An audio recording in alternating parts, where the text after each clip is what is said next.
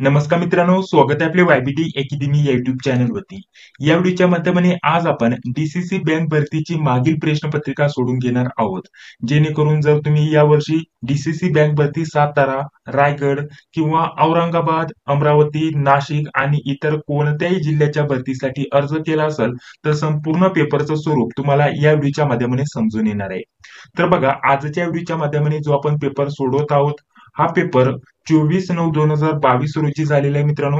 पहिल्या शिफ्टचा हा पेपर होता. 9 ते 10:30चा टायमिंग होता. एकूण 90 मिनिटाचा टायमिंग होता आणि 90 प्रश्न तुम्हाला विचारले गेले होते. तर संपूर्ण पेपरचं स्वरूप तुम्हाला या व्हिडिओच्या माध्यमाने समजून येणार आहे. अशा प्रकारचे रेग्युलर क्लासेस आपल्या या चॅनलवरती होत जाणार आहे. तर त्यासाठी चॅनलवरती पहिल्यांदा आला असाल तर चॅनलला सबस्क्राईब करून घ्या आणि जी बेल येते तिलाही क्लिक करा, जेणेकरून मी जेव्हा पण व्हिडिओ अपलोड करतो त्या व्हिडिओचे नोटिफिकेशन तुम्हाला लगेच भेटून जाईल. त्यासोबतच डीसीसी बँक भरतीसाठी आपण नोट्स देखील काढलेले आहेत. त्या नोट्स बद्दल माहिती तुम्हाला खाली दिसत असेल किंवा नोट्स बद्दल माहिती व्हिडिओच्या मध्ये तुम्हाला बघण्यासाठी भेटणार आहे. तर त्यासाठी देखील या व्हिडिओला पूर्ण बघा. तर बघा, पहिला प्रश्न काय विचारला गेला होता. पहिला प्रश्न होता, सिंहस्थ कुंभमेळा 2015 मध्ये कोठे भरला गेला होता. तर सिंहस्थ कुंभमेळा 2015 मध्ये कोठे भरला गेला होता. ऑप्शन आहे हरिद्वार, त्यानंतर उज्जैन, अलाहाबाद आणि नाशिक. तर योग्य उत्तर असणार आहे नाशिक. नाशिक या ठिकाणी 2015 या वर्षी सिंहस्थ कुंभमेळा भरला गेला होता. चला, पुढील प्रश्न आपल्याला काय विचारला आहे बघूया. रुग्णवाहिका सेवा मिळवण्यासाठी कोणता टोल फ्री क्रमांक उपलब्ध आहे. अतिशय महत्वाचा हा प्रश्न आहे. कारण तेव्हाचा जर विचार केला तर हे दोन जे प्रश्न आहे लेटेस्ट आपल्याला चालू घडामोडीचे प्रश्न विचारले गेले आहेत मित्रांनो. तर आपल्याला ऑप्शन दिलेले आहेत 102, 103, 107 आणि 108. तर सर्वांना आपल्याला या प्रश्नाचं योग्य उत्तर माहिती असायला पाहिजे. 108 या प्रश्नाचं आपलं इथे योग्य उत्तर होईल. तर बघा, आता आपल्याला पुढील प्रश्न काय दिलेला आहे. 3 नंबरचा आपला प्रश्न चालू आहे. पीसीपीएनटी कायदा हा टिंबटिंबशी संबंधित आहे. महत्वाचा प्रश्न होता. आपल्याला पर्याय दिलेले आहेत जन्मदर, मृत्यूदर, बाल मृत्यूदर आणि पुढे आपल्याला लास्टचं पर्याय दिलेलं आहे स्त्री पुरुष लिंग गुणोत्तर. तर आपल्या या प्रश्नाचं योग्य उत्तर होईल ऑप्शन क्रमांक डी, स्त्री पुरुष लिंग गुणोत्तर. हे आपल्या प्रश्नाचं इथे योग्य उत्तर होतं. तर बघा, कायद्याशी संबंधित इथे प्रश्न विचारला गेलाय. 2 चालू घडामोडीवरती आतापर्यंत प्रश्न आलेत.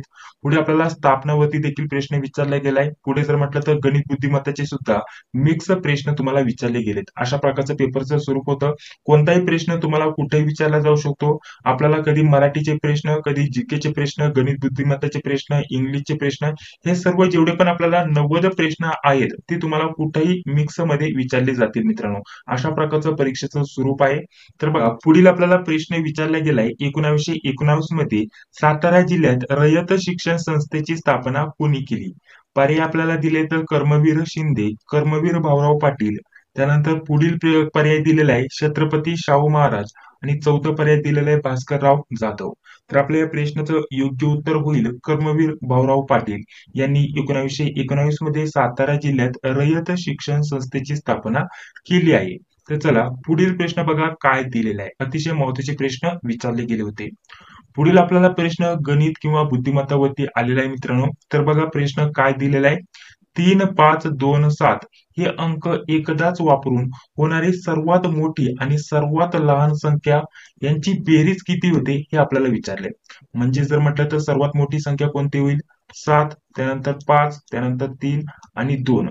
त्यानंतर यांची बेरीज करायची आणि सर्वात लहान संख्या 2, 3, 5, 7 अशा प्रकारचं होतंय आणि यांची बेरीज किती होते ते आपल्याला विचारलंय मित्रांनो. तर यांची बेरीज होते 9,889 एवढी बेरीज होते.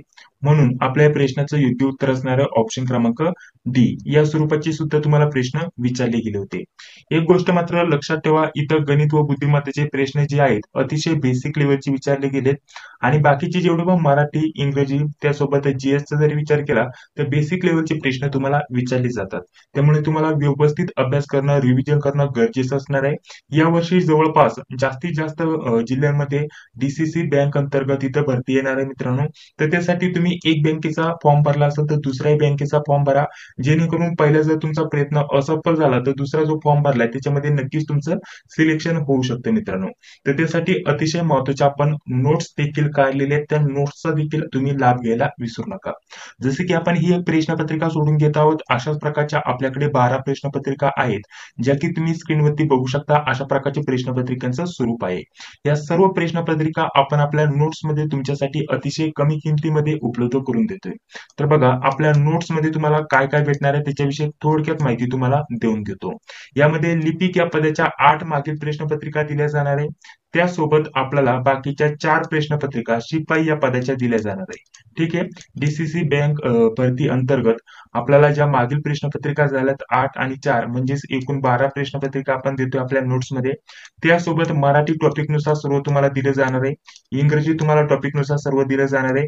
गणित टॉपिकनुसार सर्व दिलं जाणार आहे. बुद्धिमत्ता, चालू घडामोडी आणि काही महत्त्वाचे जीकेचे आयएमपी प्रश्न. ठीक आहे. जीकेचे फक्त आयएमपी प्रश्न वन लाईनर स्वरूपामध्ये. म्हणजेच आपण या विषयाच्या नोट्स देखील आपल्या नोट्समध्ये उपलब्ध करून देतो मित्रांनो. ठीक आहे. यामध्ये मराठी पूर्ण असणार आहे, इंग्रजी, गणित, बुद्धिमत्ता, त्यासोबतच चालू घडामोडी, जीके या विषयांच्या नोट्स आपण उपलब्ध करून देतोय फक्त 169 रुपयामध्ये मित्रांनो. तर या डीसीसी बँक भरतीसाठी तुम्हाला प्रश्नपत्रिकांसोबत या विषयांच्या नोट्स देखील उपलब्ध करून देतोय. या नोट्स तुम्हाला पाहिजे असेल तर इथे एक नंबर देतोय बघा, 91 39 64 31 99. पुन्हा नंबर देतोय बघा, 91 39 64 31 99. लगेच स्क्रीनशॉट घ्या मित्रांनो. तर या नंबरवरती तुम्हाला फोन पे, गुगल पे किंवा पेटीएमच्या माध्यमाने 169 रुपयाचं पेमेंट करायचंय आणि याच नंबरवरती तुम्हाला व्हॉट्सअपवरती स्क्रीनशॉट पाठवायचा आहे.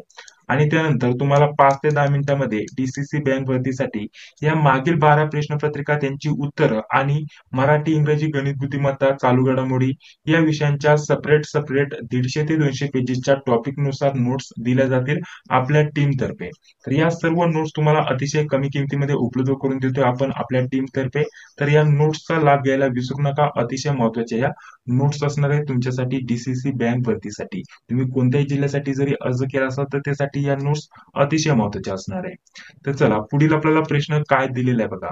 आपल्याला पुढे टिंबटिंबच्या जागी कोणती संख्या येईल असा प्रश्न विचारला गेलाय. इथे आपल्याला 2 दिलंय, त्यानंतर 4 आणि त्यानंतर 16. अतिशय बेसिक लेवलचे प्रश्न इथे विचारले गेलेत. गणित बुद्धिमत्ताचा जर विचार केला तर अतिशय बेसिक लेवलचे. इथे 2 जर म्हटलं तर 2 इथे दिलाय, 2चा वर्ग 4 घेतलाय. ठीक आहे. 4चा वर्ग 16 घेतलाय. आता 16चा वर्ग आपल्याला माहिती 256, हा 16चा वर्ग आहे. म्हणजेच ऑप्शन क्रमांक सी या प्रश्नाचं इथे योग्य उत्तर असणार आहे. या टाईपचा प्रश्न इथं विचारला गेला होता. त्यानंतर चला पुढील आपल्याला प्रश्न बघा काय दिलेला आहे. प्रश्न दिलेला आहे, नचिकेत मोर समितीने टिंबटिंब धर्तीवर भारतात पेमेंट बँक स्थापना करण्याची शिफारस केली होती. हा जर म्हटलं तर तेव्हाचा हा जुना प्रश्न विचारला गेलाय. 2022चा पेपर आहे. तेव्हाच्या वेळेस बँकेवरती हा प्रश्न विचारला गेलाय. आणि यामध्ये जर म्हटलं तर आपल्याला जे बँकेच्या संबंधित माहिती त्याच्यावरती थोडे जास्त प्रश्न आलेले बघण्यासाठी भेटेल. जसं की इथे सुद्धा बँकेवरती प्रश्न आहे. पुढे जर म्हटलं तर आपल्याला बँकेसंदर्भात भरपूर प्रश्न विचारले गेले बघण्यासाठी भेटलेत मित्रांनो. तर त्यासाठी हे जे टॉपिक आहे सहकारी विभाग, तर तो व्यवस्थित अभ्यासा. बँकिंग किंवा सहकार विभाग हे जे टॉपिक आहेत व्यवस्थित अभ्यासा, त्यावरती तुम्हाला जास्त प्रश्न विचारले जात आहेत.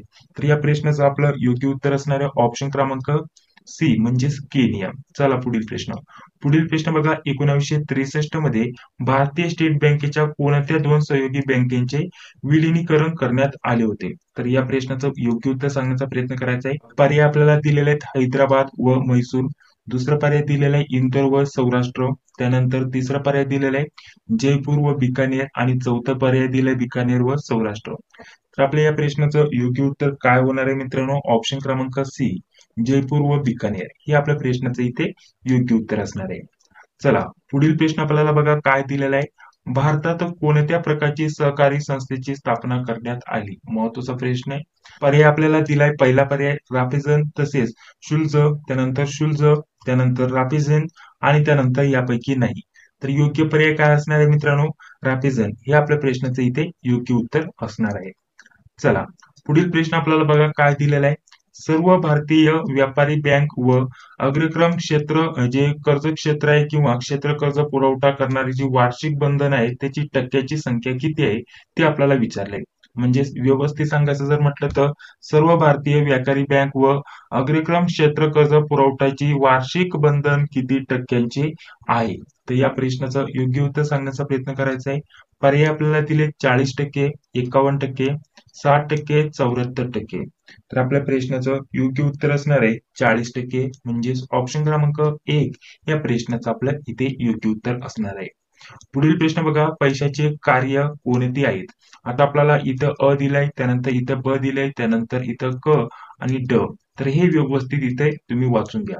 तर पहिलं जर म्हटलं तर आपल्याला विनिमय माध्यम दिलंय, त्यानंतर दुसरं दिलंय मूल्यमापन, त्यानंतर मूल्य संग्रह, त्यानंतर विलंबित देणी. अशा प्रकारचे हे 4 पर्याय दिलेत आणि यातील कोणती बरोबर आहेत ते आपल्याला इथे विचारले. व्यवस्थित प्रश्न समजून घ्या. पैशाची कार्य कोणती आहेत ते विचारलेत. आपल्याला इथे पर्याय दिलेत 4. विनिमय माध्यम, मूल्यमापन, मूल्य संग्रह आणि विलंबित देणे अशा प्रकारची 4 आपल्याला वेगवेगळी विधाने दिलीत. तर त्यातील कोणकोणती विधाने योग्य आहेत किंवा बरोबर आहे हे आपल्याला इथं विचारलं आहे. तर आपल्याला ऑप्शन दिले फक्त अ, त्यानंतर अ व ब, फक्त क आणि वरील सर्व. तर आपल्या या प्रश्नाचं योग्य उत्तर असणार आहे वरील सर्व, म्हणजेच ऑप्शन क्रमांक डी या प्रश्नाचे इथे योग्य उत्तर होईल. चला, पुढील प्रश्न बघा काय दिलेला आहे. गणेश हा शब्द कोणत्या संधीचे उदाहरण आहे? आता इथे जर म्हटलं तर मराठी यावरती प्रश्न आलेला आहे. गणेश हा जो शब्द आहे कोणत्या संधीचे उदाहरण आहे? तर संधी या टॉपिक वरती तुम्हाला जवळपास प्रत्येक प्रश्नपत्रिकेमध्ये प्रश्न विचारला जातोय. हा टॉपिक मराठी ग्रामर मधील तुमचा महत्वाचा टॉपिक असणार आहे. संधी झालं, सर्वनाम झालं, त्यासोबत जे पण आपले अवयवी आहेत यावरती तुम्हाला प्रश्न विचारले जातातच. तर बघा, गणेश हा शब्द कोणत्या संधीचे उदाहरण आहे? आपल्याला पर्याय दिले स्वर संधी, व्यंजन संधी, विसर्ग संधी, विशेष संधी. तर आपल्याला जे पण योग्य उत्तर असेल ते उत्तर सांगण्याचा प्रयत्न करायचा आहे. मी जसा प्रश्न वाचतोय तो प्रश्न वाचल्यानंतर तुम्हाला देखील उत्तर कमेंट बॉक्स मध्ये सांगण्याचा प्रयत्न करायचा आहे, जेणेकरून तुमची सुद्धा इथं प्रॅक्टिस होऊन जाणार आहे. तर हे उदाहरण असणार आहे स्वर संधीचं, म्हणजेच ऑप्शन क्रमांक 1 या प्रश्नाचे इथे योग्य उत्तर होईल. पुढे बघा, आपल्याला पुढील प्रश्न काय दिलेला आहे. तिकडे कोण आहे हे मला माहिती नाही.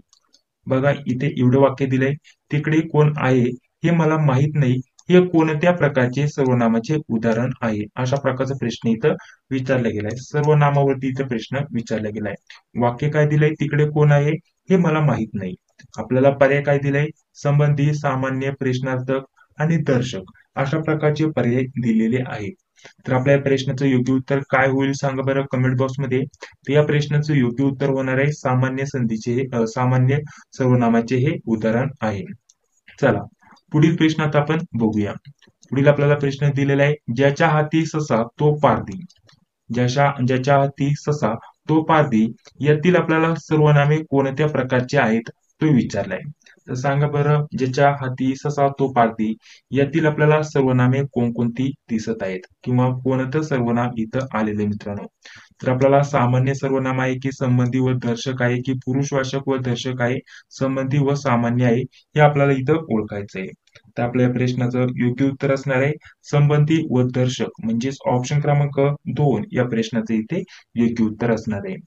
आपल्याला हा व्हिडिओ कसा वाटत आहे? व्हिडिओ जर आवडत असेल तर नक्कीच या व्हिडिओला लाईक करा. चॅनलवरती पहिल्यांदा आला असेल तर चॅनलला सबस्क्राईब करा, जी बेल येते ती लाईक क्लिक करा, जेणेकरून मी जेव्हा पण व्हिडिओ अपलोड करतोय त्या व्हिडिओची नोटिफिकेशन तुम्हाला लगेच भेटून जाईल.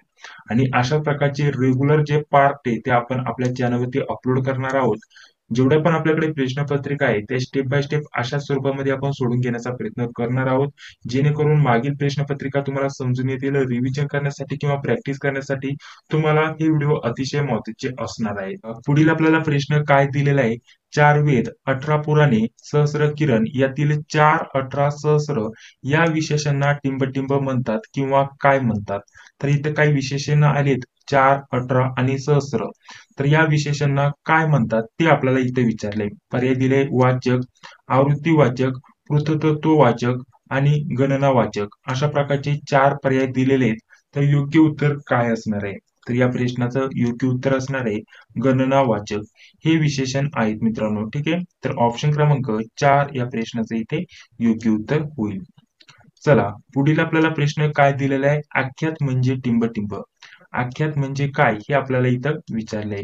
पर्याय आपल्याला दिलाय प्रसिद्धी, त्यानंतर क्रियापदाचा अर्थ, क्रियापद आणि यापैकी नाही.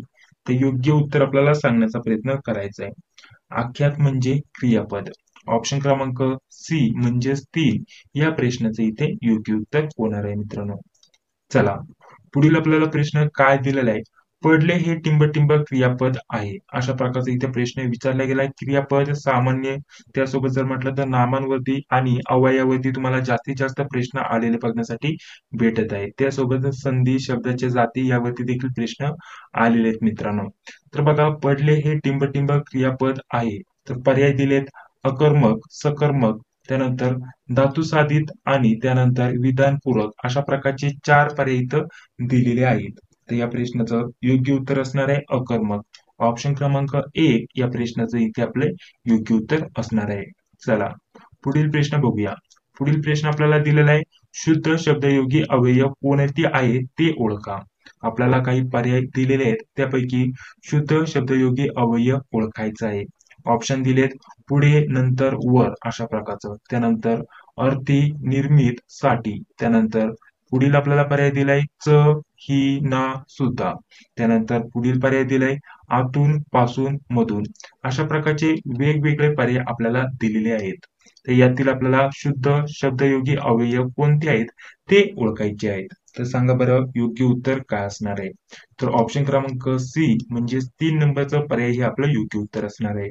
च, ही, ना, सुद्धा हे शुद्धयोगी आपल्याला शब्दयोगी अवयव आहेत किंवा शुद्ध शब्दयोगी अवयव आहेत अशा प्रकारचं आपल्याला सांगता येईल. चला, पुढील प्रश्न बघा आपल्याला काय दिलेला आहे. पुढील आपल्याला प्रश्न दिलेला आहे, ओहो या शब्दाची जात ओळखा. ओहो या शब्दाची जात ओळखण्यासाठी आपल्याला 4 पर्याय दिलेत. क्रियाविशेषण, त्यानंतर शब्दयोगी, केवळ प्रयोगी आणि उभयनामी अशा प्रकारचे 4 पर्याय दिलेत. तर त्यातील योग्य उत्तर काय असणार आहे? तर या प्रश्नाचं योग्य उत्तर असणार आहे केवळ प्रयोगी. ऑप्शन क्रमांक सी या प्रश्नाचं इथे योग्य उत्तर असणार आहे. सी म्हणजेच 3 या प्रश्नाचं इथे योग्य उत्तर होईल. चला, पुढील आपल्याला प्रश्न काय दिलेला आहे? पुढीलपैकी तद्भव शब्द कोणता? पुढीलपैकी तद्भव शब्द कोणता अशा प्रकारचा प्रश्न विचारला गेलाय. तर पर्याय दिले दगड, दूध, हाड आणि ढेकूण अशा प्रकारचे आपल्याला 4 पर्याय दिलेत. तर यातील आपल्याला तद्भव शब्द विचारलाय. तर या प्रश्नाचं योग्य उत्तर असणार आहे ऑप्शन क्रमांक बी म्हणजेच दूध. ऑप्शन क्रमांक बी हे आपल्या प्रश्नाचं इथे योग्य उत्तर होईल. पुढील आपल्याला बघा पुढील प्रश्न काय दिलेला आहे? प्रार्थना हा जो शब्द आहे कोणत्या प्रकारात मोडतो? तर आपल्याला पर्याय दिलेला आहे उपसर्ग गटित, त्यानंतर प्रत्यय गटित, त्यानंतर सिद्ध आणि मासाकी. त्यानंतर आपल्याला अशा प्रकारचे पर्याय दिलेले आहेत. तर आपल्याला सांगायचं आहे प्रार्थना हा जो शब्द आहे कोणत्या प्रकारात मोडतो म्हणजे कोणत्या प्रकारात येतो. तर या प्रश्नाचं योग्य उत्तर काय असणार आहे? प्रत्यय घटित म्हणजेच ऑप्शन क्रमांक बी या प्रश्नाचं इथे योग्य उत्तर असणार आहे. चला, पुढील प्रश्न बघा आपल्याला पुढील प्रश्न काय दिलेला आहे व्यवस्थित समजून घेऊया. पुढील आपल्याला एक वाक्य दिलेलं आहे बघा आणि अलंकार ओळखण्यासाठी इथं विचारलेलं आहे किंवा अलंकार आपल्याला इथं ओळखायचा आहे. तर वाक्य काय आहे? ती गुलाबी उषा म्हणजे परमेश्वराचे प्रेम जणू. ती गुलाबी उषा म्हणजे परमेश्वराचे प्रेम जणू. तर या वाक्यातील आपल्याला अलंकार कोणता आहे किंवा या वाक्यात कोणता अलंकार वापरला गेलाय हे आपल्याला ओळखायचंय मित्रांनो. आपल्याला पहिला पर्याय दिलाय उत्प्रेक्षा, त्यानंतर दुसरा पर्याय दिलाय दृष्टांत आणि अशा प्रकारचे तिसरे आणि चौथे पर्याय दिलेत अर्थान्यास आणि त्यासोबत विरोधाभास. अशा प्रकारचे 4 पर्याय दिलेत. योग्य पर्याय आपल्याला इथं निवडायचा आहे. तर वाक्य व्यवस्थित समजा, ती गुलाबी उषा म्हणजे परमेश्वराचे प्रेम जणू अशा प्रकारचं वाक्य दिलंय. तर हा जो अलंकार आहे उत्प्रेक्षामध्ये येतो म्हणजेच ऑप्शन क्रमांक 1 या प्रश्नाचे इथे योग्य उत्तर होईल. चला, पुढील प्रश्न आपण जाणून घेऊया. पुढील आपल्याला प्रश्न दिलेला आहे, दास या शब्दाचा पुढीलपैकी कोणता शब्द नाही? म्हणजे जर म्हटलं तर दास हा शब्द दिलेला आहे. या शब्दाच्या अर्थाचा म्हणजे समानार्थी, समान अर्थाचा पुढीलपैकी कोणता शब्द नाही अशा प्रकारचं आपल्याला विचारलंय. तर यामध्ये आपल्याला पर्याय दिले किंकर, त्यानंतर भृत्य, त्यानंतर अनुचर आणि मदम, अदम अशा प्रकारचे 4 पर्याय दिलेले आहेत. तर यापैकी कोणता आपल्याला त्या अर्थाचा शब्द नाहीये किंवा समानार्थी शब्द नाहीये? तर अदम म्हणजेच ऑप्शन क्रमांक 4 हे आपल्या प्रश्नाचं इथे योग्य उत्तर असणार आहे मित्रांनो. मित्रांनो, पुढे व्हिडिओ कंटिन्यू करण्याबद्दल आपल्यासाठी अजून एक महत्त्वाची माहिती देऊन घेतो.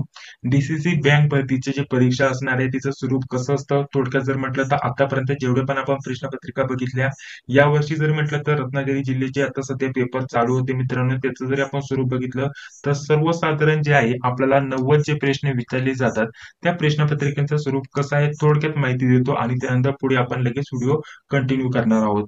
यामध्ये सर्वसाधारण जीके वरती 25 प्रश्न विचारले जातात. यामध्ये बँकेवरती, सहकार, अर्थशास्त्र यावरती तुम्हाला प्रश्न विचारले जातात साधारणतः.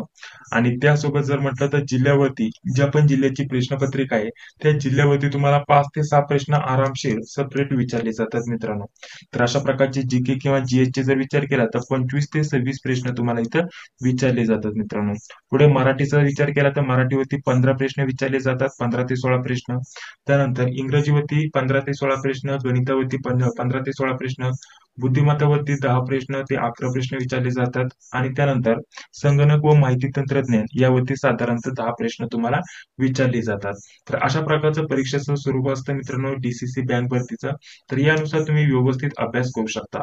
तर त्यासाठी आपण या प्रश्नपत्रिका सुद्धा उपलब्ध करून देतोय बघा. अशा प्रकारच्या पीडीएफ स्वरूपामध्ये या प्रश्नपत्रिका आपण आपल्या टीम तर्फे तुमच्यासाठी उपलब्ध करून देतोय. सांगितल्याप्रमाणे यामध्ये तुम्हाला एकूण 12 प्रश्नपत्रिका दिल्या जाणार आहे. त्यांची उत्तरे देखील तुम्हाला भेटून जातील मित्रांनो. आणि त्यासोबत महत्त्वाचं मराठी, इंग्रजी, गणित, बुद्धिमत्ता, चालू घडामोडी, काही जीकेचे आयएमपी क्वेश्चन या नोट्स देखील तुम्हाला त्यामध्येच फ्रीमध्ये भेटून जाणार आहे मित्रांनो. या सर्वांची प्राइस आपण 169 रुपये ठेवलेली आहे. तर याचा देखील फायदा घ्यायला तुम्ही विसरू नका. तर चला पुढील प्रश्न आता आपण बघूया. तर बघा आपल्याला पुढील प्रश्न काय दिलेला आहे. महाराष्ट्राचे एकूण भौगोलिक क्षेत्र किती आहे अशा प्रकारचा प्रश्न इथे विचारला गेलाय. पर्याय आपल्याला दिलेला आहे 200.60 लाख हेक्टर. त्यानंतर 2 नंबरचा पर्याय दिलेला आहे 207.60 लाख हेक्टर. त्यानंतर 3 नंबरचा पर्याय दिलेला आहे 307.70 लाख हेक्टर आणि चौथा पर्याय दिलेला आहे 318.60 लाख हेक्टर. तर आपल्या या प्रश्नाचं योग्य उत्तर असणार आहे ऑप्शन क्रमांक सी म्हणजेच 307.70 लाख हेक्टर. ऑप्शन क्रमांक 3 किंवा सी आपल्या प्रश्नाचं इथे योग्य उत्तर असणार आहे. चला पुढील प्रश्न बघा काय दिला होता. प्रश्न आपल्याला दिलेला आहे Delhi Mumbai industrial corridor project किती राज्यांशी संबंधित होता किंवा आहे. तर या प्रश्नाचं योग्य उत्तर असणार आहे बघा आपल्याला पर्याय दिलेले आहेत 5, 6, 7 आणि 8. अशा प्रकारचं पर्याय दिलेले आहेत. या प्रश्नाचं योग्य उत्तर असणार आहे 5 म्हणजेच ऑप्शन क्रमांक ए या प्रश्नाचं इथे योग्य उत्तर असणार आहे. बघा पुढील आपल्याला प्रश्न काय दिलेला आहे. चलन संख्यामान सिद्धांतांची केब्रिज आवृत्ती खालीलपैकी कोणत्या अर्थशास्त्रज्ञाने प्रथम मांडली. तर त्यासाठी पर्याय दिलेले आहे केन्स, फिशर, प्युगो आणि मार्शल अशा प्रकारची नावे दिलेत.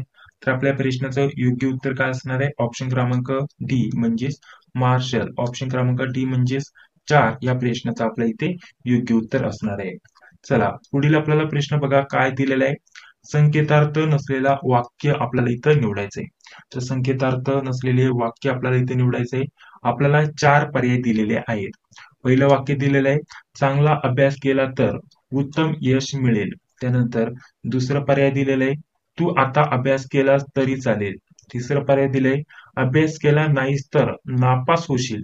आणि चौथं पर्याय दिलेलं आहे मुलांनो चांगला अभ्यास करा. अशा प्रकारचे 4 वाक्य दिलेले आहेत. तर यातील संकेतार्थ नसलेले वाक्य आपल्याला इथं सांगायचं किंवा निवडायचं आहे. तर या प्रश्नाचं योग्य उत्तर असणार आहे ऑप्शन क्रमांक डी मुलांनो चांगला अभ्यास करा.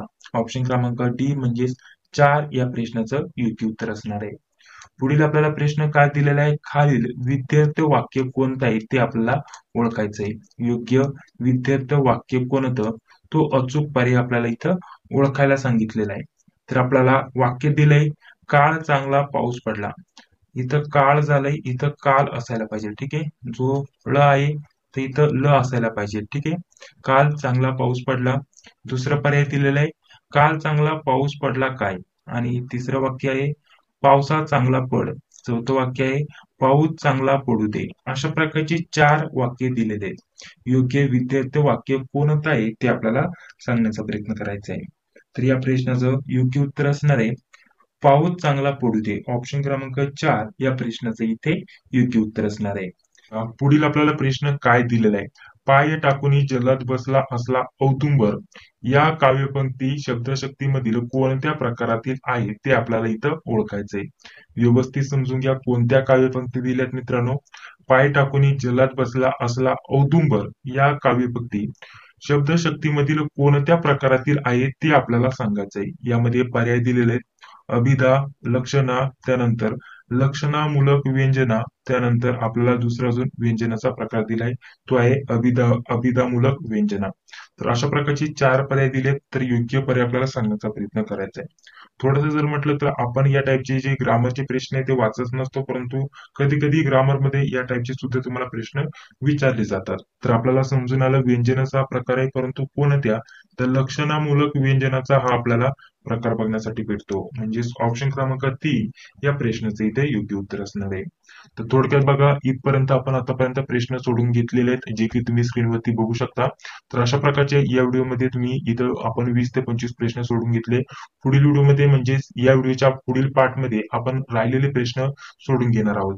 यामध्ये अशा प्रकारे पुढे जर म्हटलं तर आपल्याला इंग्रजीवरती सुद्धा प्रश्न विचारले जातात. यामध्ये फिल इन द ब्लँक आपल्याला एकदम इझी लेवलचे प्रश्न विचारले जातात. जसे की इथं the small child was crying for आणि त्यानंतर डॅश डॅश मदर अशा प्रकारचे इथं प्रश्न विचारला गेलाय. या टाईपचे तुम्हाला प्रश्न विचारले जातात. आणि त्यानंतर पुढे जर म्हटलं तर इथं केसेस वरती प्रश्न विचारला गेलाय. त्यानंतर इथं आपल्याला इनडायरेक्ट वरती प्रश्न विचारला गेलाय.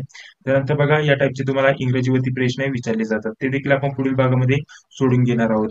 त्यानंतर आपल्याला काही करेक्ट स्पेलिंग, करेक्ट सेंटेन्स वरती सुद्धा प्रश्न विचारले गेलेत मित्रांनो, जे की तुम्ही स्क्रीनवरती बघू शकता. या टाईपचे इंग्रजीवरती प्रश्न विचारले गेले. ठीक आहे. इथे जर म्हटलं तर आपल्याला समानार्थी विरुद्धार्थी यावरती सुद्धा प्रश्न विचारले जातात. मिनिंग वरती प्रश्न विचारला जातो. इथे तुम्ही बघू शकता. जे पण समानार्थी विरुद्धार्थी आहेत ते तुम्हाला विचारले जातात. ठीक आहे. शब्द दिले असतात आणि त्याचं आपल्याला सांगायचं असतं. समानार्थी विरुद्धार्थीवरती थोडे जास्त प्रश्न इंग्रजीवरती विचारले गेलेत मित्रांनो.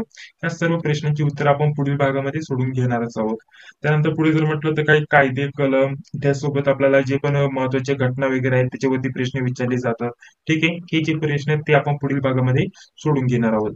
हा व्हिडिओ तुम्हाला कसा वाटला? या व्हिडिओचा रिस्पॉन्स तुमचा चांगला भेटला तर आपण रेग्युलर अशा प्रकारचे 2 क्लास आपल्या या चॅनलवरती घेण्याचा प्रयत्न करणार आहोत, ज्यामध्ये मागील जेवढे पण आपल्याकडे प्रश्नपत्रिका असतील त्या सर्व प्रश्नपत्रिका सोडून घेण्याचा आपण प्रयत्न करणार आहोत. हा व्हिडिओ जर आवडला असेल तर नक्कीच या व्हिडिओला लाईक करा आणि तुमच्याकडे जेवढे पण ग्रुप असतील त्या ग्रुपमध्ये या व्हिडिओची लिंक शेअर करा, जेणेकरून हा व्हिडिओ बघून बाकीचे विद्यार्थी देखील अभ्यास करू शकतात. तर अशा प्रकारचे रेग्युलर व्हिडिओ मिळवण्यासाठी आपल्या चॅनलवरती पहिल्यांदा आला असेल तर चॅनलला सबस्क्राईब करा, जी बेल येते तिलाही क्लिक करा, जेणेकरून मी जेव्हा पण व्हिडिओ अपलोड करतो त्या व्हिडिओची नोटिफिकेशन तुम्हाला लगेच भेटून जाते. पुढील भागामध्ये आपण राहिलेले बाकीचे सर्व प्रश्न सोडून घेण्याचा प्रयत्न करणार आहोत. तर चला भेटूया पुढील व्हिडिओमध्ये. जय हिंद, जय महाराष्ट्र.